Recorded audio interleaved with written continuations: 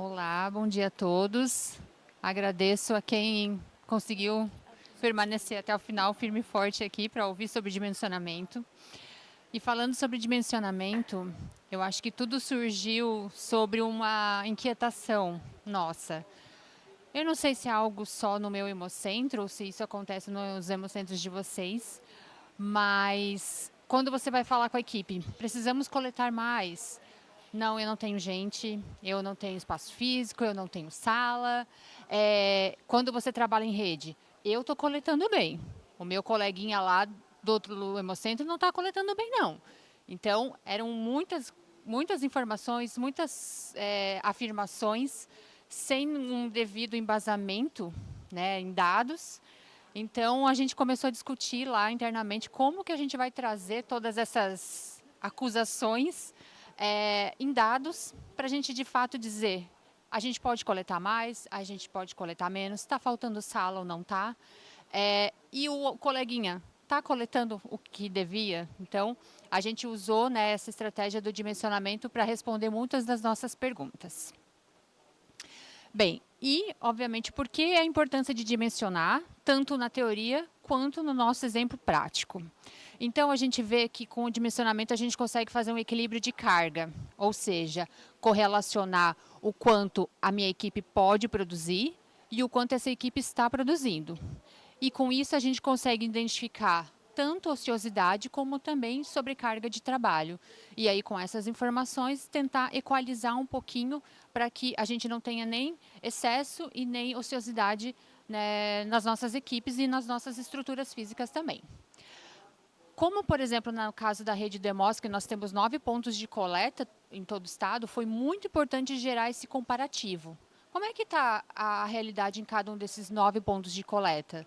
Será que está todo mundo realmente com uma boa ocupação, com uma boa aproveitamento da sua equipe e estrutura de trabalho? Então, com o dimensionamento, a gente consegue, de uma certa forma, gerar esse comparativo entre as nossas unidades.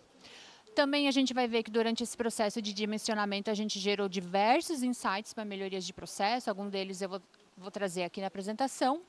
E ele também foi estratégico para a tomada de decisões, né?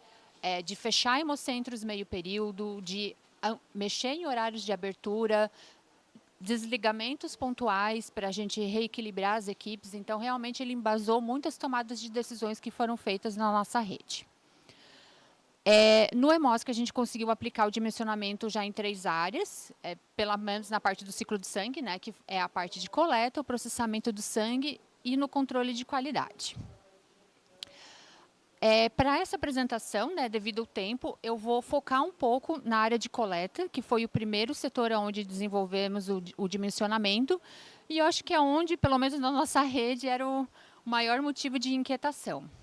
Então, nesse dimensionamento da coleta, a gente abordou muito a definição da capacidade estrutural e operacional, que depois eu vou entrar um pouquinho mais em detalhes de cada um deles, entendendo qual era o potencial que cada uma dessa unidade tinha de produção. Também avaliamos o comparativo de desempenho, como eu falei, de cada um desses 9 pontos de coletas que nós temos espalhados pelo estado.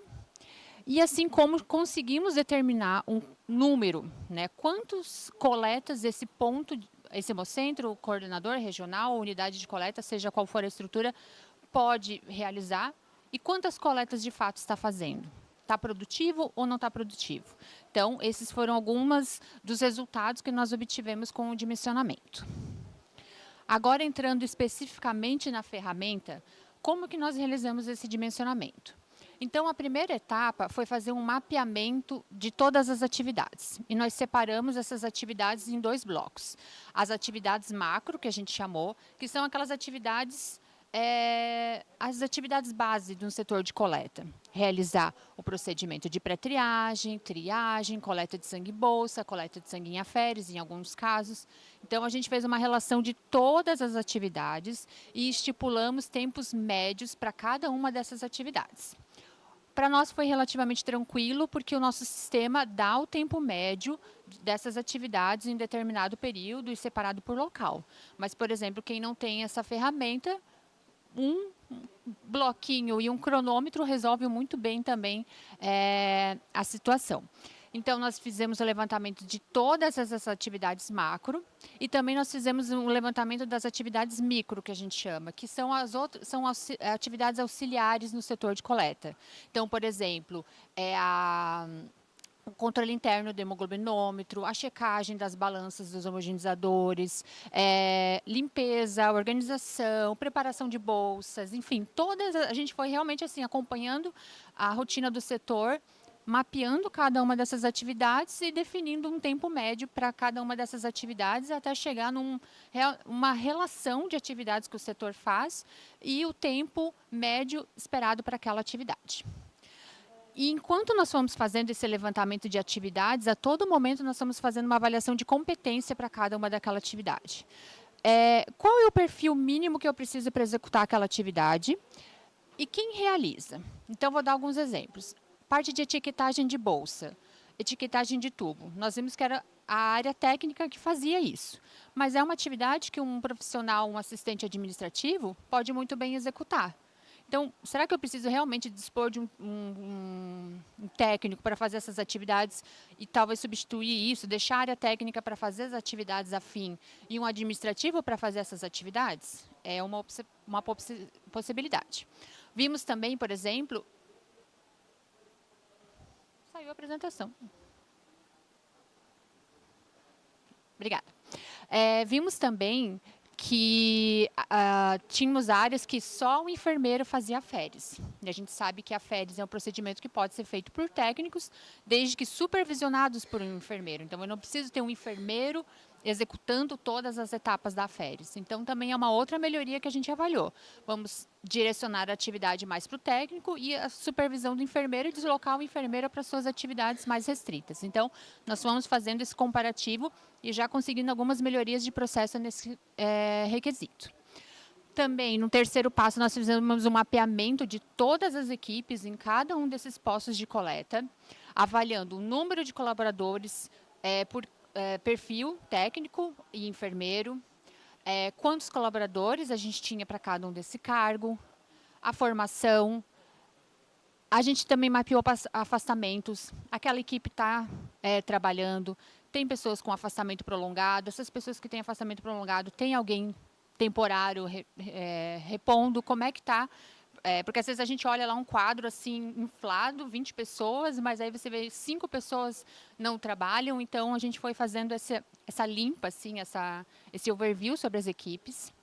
Também olhamos os horários de trabalho de cada uma dessas pessoas, que horas entra, que horas sai, e também a carga horária diária, porque tem pessoas que fazem 6 horas, 8 horas, 8,8, né? É uma miscelânea de horários, então a gente foi fazendo esse perfil para cada um dos postos de coleta. E aqui, ficou bem ruim de ver, mas é mais ou menos o levantamento que nós atingimos. E então, no segundo passo, nós fizemos a determinação da capacidade instalada estrutural, que a gente chama. O que é isso? Com a estrutura física que eu tenho, quantos atendimentos eu posso fazer? Então, nós avaliamos, inicialmente, os horários da equipe. Então, lembra que no passo anterior a gente levantou os horários de todo mundo, primeiro que entra e primeiro que sai da equipe. E nós fizemos uma comparação desses horários das equipes com o horário de atendimento dos doadores. E aí a gente também já gerou várias melhorias de processo, porque a gente viu que em alguns locais, que o doador, por exemplo, entrava às 9 e a equipe às 7. O que uma pessoa na coleta fica fazendo das 7 às 9 da manhã sem doador? Então, a gente identificou vários pontos de ociosidade na equipe e aí o nosso trabalho foi realmente enxugar um pouco isso. Ou trazer essa equipe para entrar mais tarde, ou trazer esse doador para entrar mais cedo. Outro ponto também que a gente viu que às vezes no final do expediente o funcionário saía praticamente junto com o doador. Aí gera aquele sentimento de está na hora, quero ir embora, o doador está aqui, então, às vezes, uma certa dificuldade de atendimento no final do dia. Então, também foi reajustado isso para que a gente tenha sempre uma gordurinha. Colaboradores por mais tempo, além do atendimento dos doadores, para causar uma boa impressão também no atendimento no final do dia, porque eu lembro de uma reclamação que o doador falou assim, olha, parecia que estava todo mundo querendo ir embora e eu estava lá atrapalhando. Então, o doador deve ter se sentido péssimo. E aí nós também fizemos um levantamento completo de todos os postos de trabalho de cada um desses pontos de coleta do nosso estado. Então, a gente dimensionou, por exemplo, quantas cadeiras de sangue total temos, de aferes, de postos de pré-triagem, postos de triagem clínica de cada uma dessas da unidade. E aí o cálculo da capacidade estrutural ele é relativamente simples. A gente considera o tempo de abertura em horas, o número de postos e o tempo médio de para aquela atividade. Então, por exemplo, no caso da pré-triagem, nós fizemos uma avaliação. Por exemplo, esse hemocentro abria 10 horas, tem 2 postos de pré-triagem, e a gente considerou que um tempo médio para fazer a pré-triagem é de 3 minutos. Então, com isso, a gente chegou num dado de que a gente poderia fazer 400 pré-triagens com aquela estrutura física. Fomos ver a média, era 137, então eu uso um percentual de 34% dessa capacidade instalada. Ou seja, tem uma ociosidade. Aí nós avaliamos, será que eu preciso de 2 postos de trabalho? Então, vamos manter 2 postos de trabalho nesse local, um em funcionamento e o segundo conforme a necessidade. Estou com uma alta demanda, abro o segundo, não estou com uma alta demanda, funciona um só. E, por outro lado, nós também identificamos locais com certo gargalo estrutural. Então, por exemplo, tem um outro hemocentro da nossa rede, que, assim, considerando a cadeira da aférese junto com a cadeira de sangue total, a gente tem praticamente 4 cadeiras e meia na sala de coleta, que davam uma capacidade de fazer 121 coletas por dia. Esse hemocentro tem uma média de 90, ou seja, tem um certo gargalo estrutural. Então, a gente também, nesse trabalho, conseguiu identificar onde a gente deveria investir em estrutura física. Se eu puder reformar, a prioridade seria colocar mais uma cadeira de coleta nessa sala, ou ampliar a sala. Assim como lá no Hemocentro de Florianópolis, nós identificamos esse gargalo na triagem. Então, nós vimos que 3 postos de triagem eram pouco, e aí, então, foi direcionado, né, esse investimento para abrir mais um consultório de triagem, porque a gente viu que em alguns momentos era um gargalo estrutural.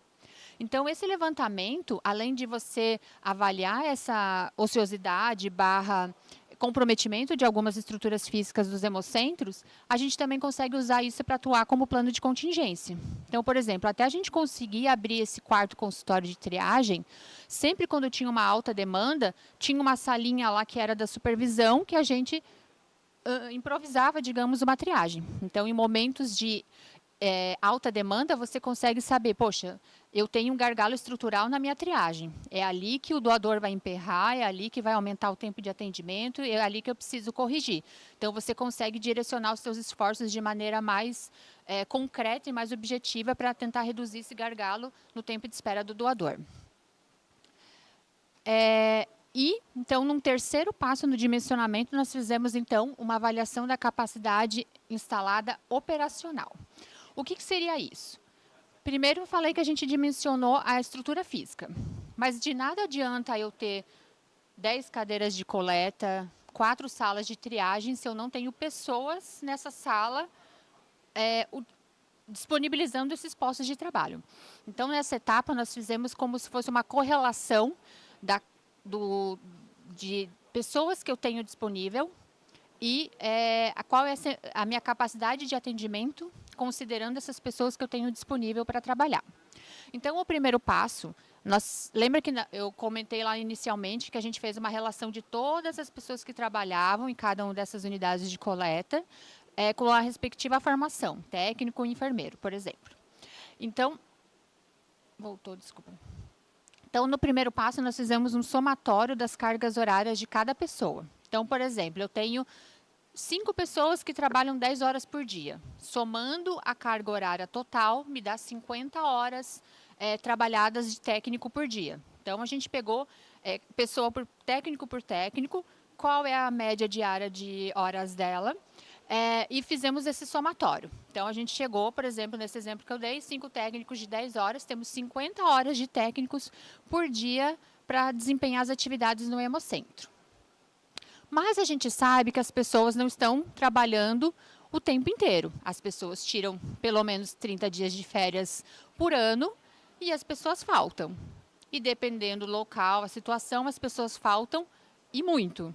Então, a gente fez como se fosse um desconto da média de horas férias e horas absenteísmos. Então, a gente fez um cálculo da média de horas férias que dava essa equipe e fizemos todo um levantamento histórico, por exemplo, nos últimos 6 meses, qual era a média diária de absenteísmo. Então, por exemplo, eu tenho uma pessoa que falta por dia, em média, e a média da minha carga horária é de 8 horas. Então, eu tenho, em média, 8 horas de absenteísmo por dia nessa equipe. Então, a gente fez o somatório das cargas horárias, descontou férias e absenteísmo. Aqui tem um exemplo, mas acho que esse negócio vai atrapalhar um pouquinho. Então, no exemplo aqui, o somatório das cargas horárias dos colaboradores dava 98,4. A média de horas férias, mais a hora absenteísmo. Então, de 98 horas produtivas, descontando férias e sobreavisos, nós tínhamos 80,4.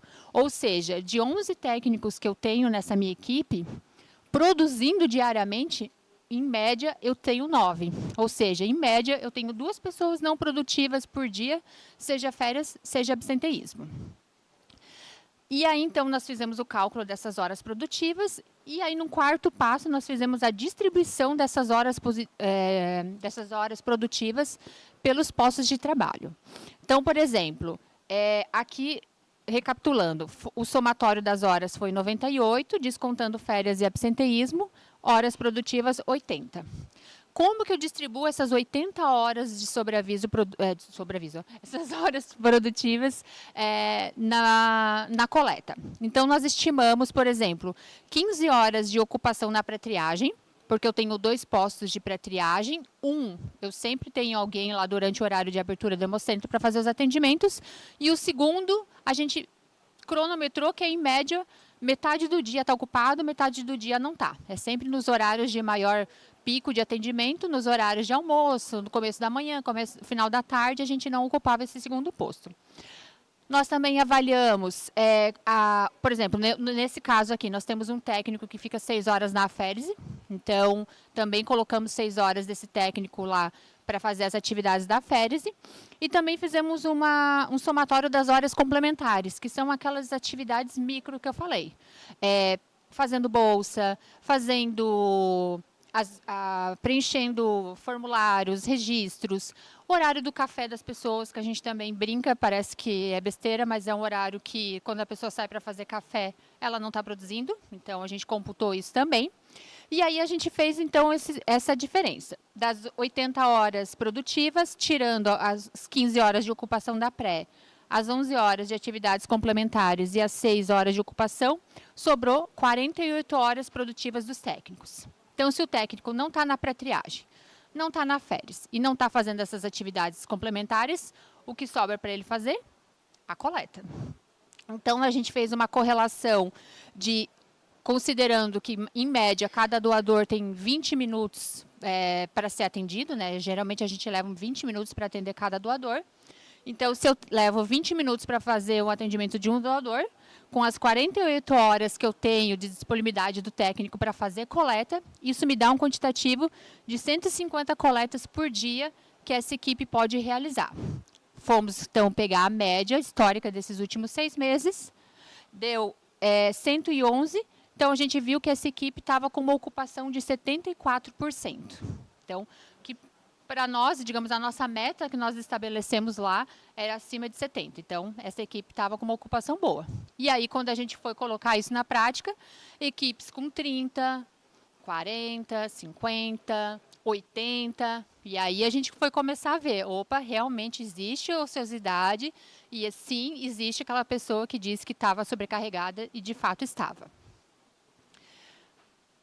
Bem, então, com outras melhorias que nós conseguimos com o dimensionamento foi otimizar muito a nossa agenda de doadores. Então, lá na Hemosc nós trabalhamos com agendamento e a gente nunca sabia se aquele número de vagas que a gente estava oferecendo era razoável ou não. E a gente viu que, olha, em 70% dos hemocentros a gente estava oferecendo muito menos vagas do que a gente poderia. Então, agora a gente tem um embasamento, não digo científico, mas em dados, para dizer, esse hemocentro pode atender X doadores. Então, nós ampliamos as agendas de cada um desses hemocentros para realmente ofertar um número de vagas que, de fato, era possível. Então, a gente viu que a maioria das nossas agendas estavam subdimensionadas.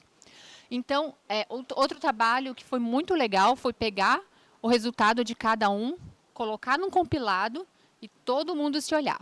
Porque a gente sabe, assim, um dado meu isolado é só um dado. Mas a hora que eu abro isso e comparo com o resto de uma rede, então a gente conseguiu assim ver muitos pontos de ociosidade, muitas oportunidades de melhoria. A gente comparou o tempo de espera de uma unidade, tem espera com 5 minutos, espera com 20. Por exemplo, nós temos protocolos de trabalho padronizados, mas a gente identificou tempos de triagem de 5 minutos e meio e de 3 minutos e meio. Num hemocentro, numa rede que era para ser padronizada, 2 minutos de atendimento, de diferença no atendimento em média.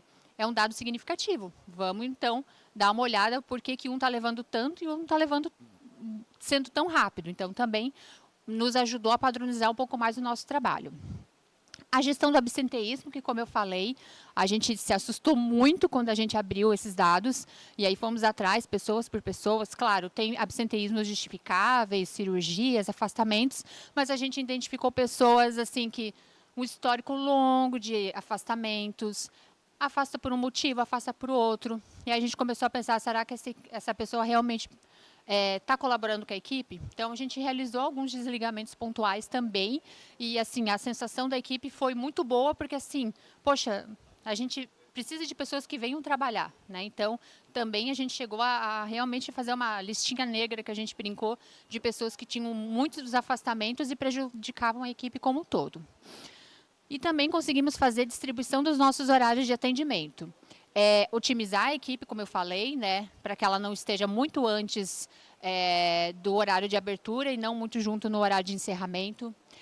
Conseguimos fazer ajustes de ajustar os horários, ampliar alguns horários de atendimento. A gente viu unidades com potencial altíssimo que a gente poderia ampliar o horário de atendimento. Vimos locais com ociosidade extrema, que a gente poderia reduzir pela metade o horário de atendimento. Então, foi toda essa avaliação feita na nossa rede. Outros, bem rapidinho, acho que está no tempo ainda, né? A gente também checou mapas de chegada do doador por horário, para identificar qual é o horário que o doador prefere vir ao hemocentro. Então, buscamos incluir mais vagas nesses horários que eles buscam mais e tirar de vagas nos horários que eles buscam menos a doação. Fizemos também um comparativo da chegada de doador com a equipe, então a gente identificou momentos que a gente tinha mais doador do que equipe trabalhando, então um gap bem significativo, precisamos ajustar isso também. Fizemos o comparativo também por dia da semana, então a gente viu que tem dias que tem ociosidade e tem dias que a agenda é muito procurada. Então, se é para fazer capacitação, qualquer coisa, programar folga de pessoas para compensação de horas, nos dias que tem mais ociosidade. Sexta-feira, por exemplo, é um dia que a gente brinca, não dá para dar folga, porque é um dia que a agenda está sempre cheia, não dá para fazer capacitação. Então, sexta-feira é um dia focado para atendimento ao doador. E também fizemos um mapeamento do tempo de espera ao longo do horário de abertura para a gente identificar quais eram os horários que a gente tinha maior ou menor espera do doador e tentar atuar. Então, a gente vê o horário de almoço é sagrado, né? A equipe sai para almoçar, reduz a minha carga horária e aí com o agendamento a gente conseguiu ir tentar equalizando isso e tirando um pouquinho dessa influência do horário do almoço.